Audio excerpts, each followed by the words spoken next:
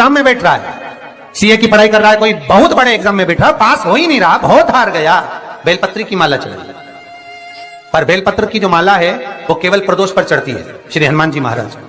आप बेलपत्र की माला चढ़ाओ, 108 बेलपत्र आप श्री शिवाय नमस्तुभ्यम मंत्र का जाप कर कर, डांट लगाकर भगवान श्री हनुमान जी महाराज के सामने पहुंचकर माला को सीधी रखकर, जो व्यक्ति एग्जाम में बैठ रहा है, नौकरी के लिए, अन्य पढ़ाई के लिए, अगर कंपटीशन एग्जाम में भी बैठ रहा है, तो माला को हनुमान जी महाराज, और हनुमान जी कौन से होना चाहिए? पूर्वमुखी।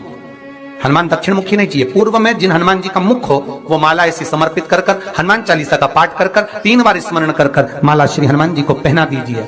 ऐसा कोई एग्जाम नहीं जिसमें से आप निकल ना पाए महाराज, पर करना आपको पड़ेगा। और प्रयास जहां तक हो सके प्रदोष काल में अगर चढ़ाएंगे तो ज्यादा फलदायी रहेगा, प्रदोष काल में। तीसरी है आंकड़े की माला महाराज। आंकड़े के पत्ते की जो माला होती है, ये माला कार्य की सिद्धि के लिए होती है। इसमें एक एक आंकड़े के पत्ते पर सीताराम लिखा जाता है, मात्र एक पत्ता ऐसा होता है जिस पत्ते पर सीताराम नहीं लिखा जाता। 108 पत्ते में से एक पत्ता, बस उस पत्ते को हथेली में रखकर उल्टा हाथ आपको रखना है और अपनी कामना कर कर उस पत्ते को बांध देना है। ये जरूरी नहीं है कि 25 के बाद बांधो, 50 के बाद बांधो या 100 के बाद बांधो, आपकी मर्जी पड़े, उस खाली पत्ते को कहीं पर भी बांध दीजिए और उस माला को अपनी कामना कर कर श्री हनुमान जी महाराज को समर्पित कर दीजिए महाराज। इसके लिए कोई तिथि, कोई दिन, कोई वार निश्चित नहीं है। बस ये माला जब हनुमान जी को चढ़ जाए तब एक घी का और एक तेल का दिया हनुमान जी के सम्मुख में लंबी बाती का लगा देना है महाराज, एक घी का एक तेल, और अपनी कामना कर कर आप आ जाइए। आपकी वो कामना 2.5 महीना या 3 महीना, इससे ज्यादा नहीं जाएगा, वो कामना बाबा पूरी करेगा, क्योंकि शिव और हनुमान ये सब एक ही स्वरूप है। कोई व्यापार नहीं चलता हो, दिक्कत आ रही हो, तो हनुमान जी के दूसरे नंबर का भाई गतिमान का स्मरण करो। हनुमान जी के उल्टे पांव का सिंदूर लाकर गतिमान का नाम लेकर स्वस्तिक बना दिया जाए व्यापार वाली जगह पर, तो व्यापार अच्छा चलने लगता है महाराज। कोई व्यक्ति पैसा खा गया, नहीं दे रहा, बहुत परेशान हो गए, मांग मांग कर दे गए, नहीं दे रहा, हाथ जोड़ लिया, पांव जोड़ लिया, सब कुछ कर लिया, नहीं दे रहा, तो हनुमान जी के तीसरे नंबर का भाई रतिमान, रतिमान, गतिमान नहीं, रतिमान, रतिमान का नाम लीजिए। पीपल के पत्ते पर लाल सिंदूर से जो व्यक्ति पैसा लेकर गया उसका नाम लेकर बहते हुए पानी में अपनी कामना कर रतिमान का नाम लेकर छोड़ दीजिए। 15 दिन में रतिमान ऐसी उतावली मचाता है कि उसको हाथ जोड़कर वो खुद फोन लगाकर बोलता भैया तेरा मैं पैसा लौटा दूंगा। रतिमान का स्मरण किया जाता है। रतिमान, ध्यान दीजिएगा, हनुमान का एक स्मरण, पंचमुखी हनुमान का एक भाव महाराज। जैसे बहुत ज्यादा तकलीफ अगर व्यक्ति को हो गई है, बहुत कष्टमय जीवन चल रहा है, हार गए हर जगह से और तकलीफमय जीवन चल रहा है, तो पंचमुखी हनुमान का एक शिव महापुराण का और स्कंद पुराण का एक बड़ा सुंदर मंत्र है। उस मंत्र को आप सब एक बार हमारे साथ में बोलें। ओम नमो हनुमते रुद्र अवताराय सर्व शत्रु संहारणाय सर्व रोग हराय सर्व वशीकरणाय रामदूताय स्वाहा। बस इस मंत्र को हाथ में काली तिल लेकर, एक जौ लेकर और गूगल लेकर, थोड़ा सा उसमें गाय का घी डालकर, कंडे को या अग्नि को जलाकर इस मंत्र का 11 बार 21 बार जाप कर कर अपनी कामना कर कर छोड़ दीजिए। कैसा भी रोग हो, बीमारी हो, कष्ट हो, दुख हो, तकलीफ हो, 21 दिन के अंदर वो आनंद आना प्रारंभ कर देता है। इस मंत्र, स्कंद पुराण का, शिव महापुराण का ये मंत्र मूल पंचमुखी हनुमान। फिर निवेदन करूं मेरी जीजियों, कभी हिम्मत न हारिए। मेरे जीजाओं, मेरी बेटियों, बेटाओं, मेरी माताओं, मेरे भाई, मेरी बहनों, कभी हिम्मत मत हारिए,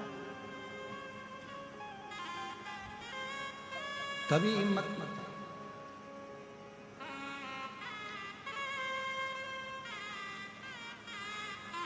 खुद पर विश्वास रखो और देवाधिदेव महादेव पर विश्वास रखो। कितना समझाया भगवान देवाधिदेव महादेव ने माता सती को, सती तुम मत जाओ, तुम्हारे पिता के घर में।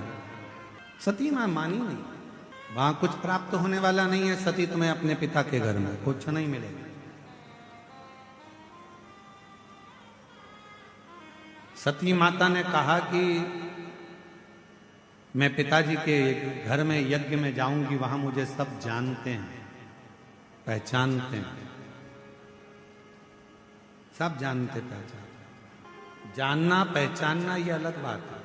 भगवान शंकर ने मां पार्वती जी को, मां सती जी को जो कहा वो आप भी अपनी जिंदगी में जरूर उतारिए। सती, अपने पिता के घर मत जाओ, सती दक्ष प्रजापति के यहां मत जाओ, मेरा कहना मानना। सती कहती हैं कि वहां मेरी बहन है वो मुझे पहचानती है, वहां मेरा भाई है वो मुझे पहचानता है, मेरे पिता हैं मुझे पहचानते हैं, मेरी माता है वो मुझे जानती है। शंकर भगवान की ये कथा कर रही है। भगवान शिव सती से कहते हैं जान पहचान के ऊपर कभी मत जाना। सती, जानने और पहचानने वाले तो दुनिया में ढेर सारे होंगे, पर आपको समझने वाले दुनिया में बहुत कम।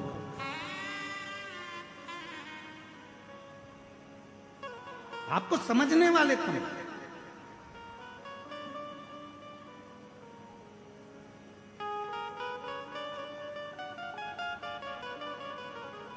शिवजी माता सती को समझा रहे हैं कि तुम्हें समझने वाले चाहिए। आज के जमाने में दुनिया के लोगों की बहुत पहचान होती है, बोल देते हैं तुरंत। अगर अभी अभी हम कहें यहाँ पर बाहर कोई अच्छा, कोई बहुत वीआईपी व्यक्ति बाहर खड़ा हो, वीआईपी व्यक्ति के घर की उनकी धर्मपत्नी बाहर खड़ी हो, सिर पे बढ़िया पल्लू वल्लू ले लुआ के और पर्स मर्स टांग के, अंदर जान दे रहा है कि नहीं जान दे रहा है? सिर पे पल्लू वल्लू लेके अंदर जान देगा कि नहीं जान देगा? नहीं जान दो। इतनी देर में उसने लगाया फोन, अभी रुक जा मैं तेरी बात कर रही, तक तक तक तक कर फोन लगा के ले। तो उन्होंने तुरंत जैसे ही नाम सुना, नाम सुनते से कह दिया अच्छा आप उनके घर से हो? भाभी जी जाइए, जाओ। अब जरा विचार करो, जरा सा फोन लगाया, नाम बताया और बाहर खड़े हुए किसी व्यक्ति ने, वो बाउंसर ने तुमको अंदर जाने दिया। नाम का इतना फल है, जरा विचार करो, पहचान का इतना फल है। तो तुम्हारी पहचान उस ऑफिसर से थी, उसका नाम लेते से ही तुम अंदर आ गए, तो जरा विचार करिए, जैसे ही श्री शिवाय नमस्तुभ्यम कहोगे वैसे ही तुमको भी प्रवेश वैकुंठ में मिल जाए। वैकुंठ। फिर निवेदन करूं इस व्यासपीठ के माध्यम से कि उधार भी सोच कर दो और प्यार भी सोच कर दो। 50 बार विचार करिए, 50 बार, हजारों हजार बार विचार करिए, तब जाकर किसी को उधार दीजिए। और हजारों बार विचार कर लो कि ये व्यक्ति तुम्हारे लायक है कि नहीं।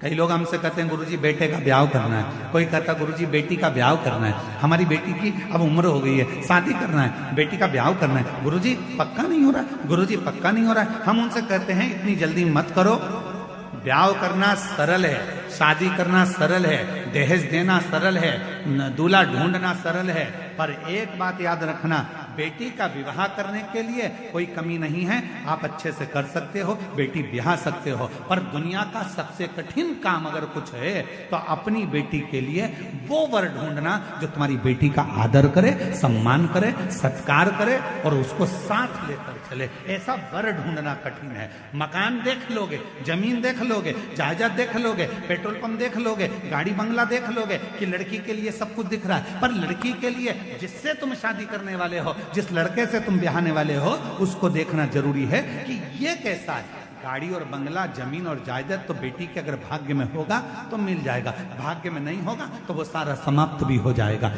लड़का ठीक है कि नहीं, व्यवहार ठीक है कि नहीं, उसका स्वरूप अर्थात वो कहीं गलत संगत में तो नहीं पड़ा, व्यसन में तो नहीं पड़ा, मदिरापान में तो नहीं पड़ा, मांसाहार में तो नहीं पड़ा, मालूम पड़े दिन रात को 12, 1, 2 बजे तक आ रहा है और मालूम पड़े बेटी आंखों से आंसू बहा रही हो, तो वो गाड़ी, वो बंगला, वो पेट्रोल पंप, वो जायदाद, वो जमीन किस काम की, किस काम? स्वयं जगत जननी जगदम्बा अम्बा मां पार्वती जी नंदी के पास बैठकर शिव की चर्चा करती हैं।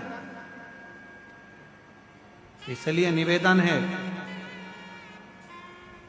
यदि कभी मौका लगे आपकी जिंदगी में, कभी जीवन में अगर ऐसा लगे कि बहुत दुख है, बहुत तकलीफ है, बहुत कष्ट है, एक बेलपत्र अपने हाथ में रखो, उल्टे हाथ में, सीधे हाथ से उस बेलपत्र पर अपना हाथ रखिए, नंदीश्वर महादेव का स्मरण करिए, 7 बार श्री शिवाय नमस्तुभ्यम कहिए, फिर उस बेलपत्र को सीधे हाथ में रहकर, जो नंदी शिव जी के मंदिर में है, दोनों सींग है, उस सींग के ठीक पीछे नंदी का उभरा हुआ भाग है, उस भाग पर नंदीश्वर शिवलिंग का स्मरण कर कर बेलपत्र को चढ़ा दो। इस टंडी का भाग पूंछ की ओर होना चाहिए, पत्ते का भाग मुख की ओर हो, और उस बेलपत्र को बाबा के चढ़ाकर, कितना भी दुख हो जिंदगी में, कितना भी कष्ट हो, नंदीश्वर महादेव का जब स्मरण आप करने लगते हो तो धीरे धीरे वो दुख कटना प्रारंभ हो जाता है, शिव हाथ पकड़ना प्रारंभ करता है। नंदीश्वर शिव ओघड़दानी है, और जो जैसी 17 साल के बाद बच्चा हुआ है, एक बार जोरदार ताली बजाकर स्वागत। जो जैसी